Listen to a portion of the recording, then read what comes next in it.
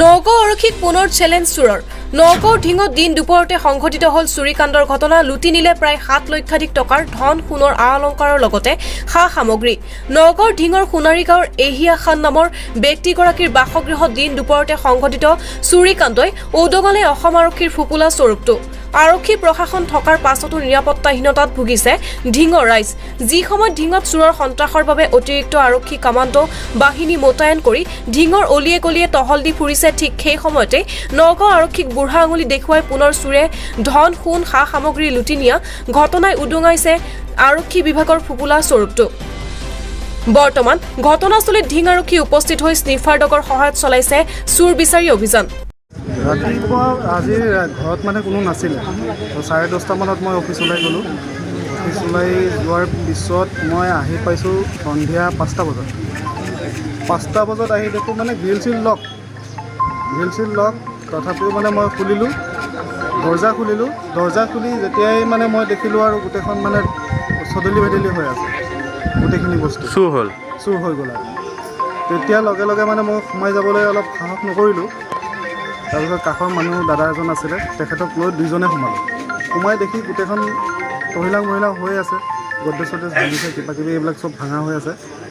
তাৰপিছত দাদাৰ ফোন কৰিলে থানাৰ ফোন কৰাৰ পিছত ছাৰহঁত আহিলে ছাৰহঁত আছে এতিয়াও চলাই আছে ইনভেষ্টিগেশ্যন এইখনৰ গাঁৱৰ নাম কি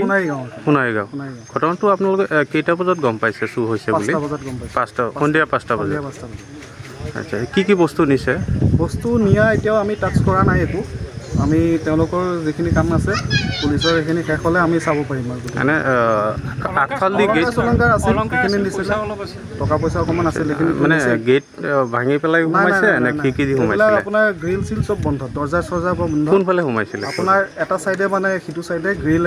খিৰিকীখন খুলি গ্ৰিলখন ভাঙি সেইফালেদি সোমাইছে আৰু এচি বৰ্ডো ভাঙা আছে ওপৰৰ ফালে হয়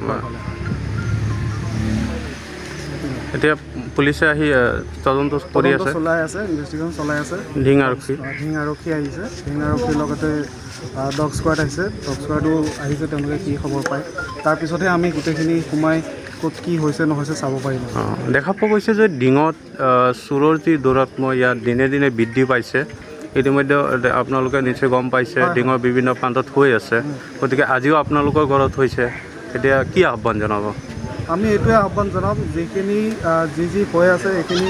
ইয়াতে যাতে সমাপ্ত হয় আৰু যোন দোষী তেওঁলোকক ধৰি শাস্তি দিয়ক সেইটোৱে আমি বিচাৰোঁ নগাঁৱৰ পৰা বিভূতি বৰাৰ ৰিপৰ্ট সুহানা লাইভ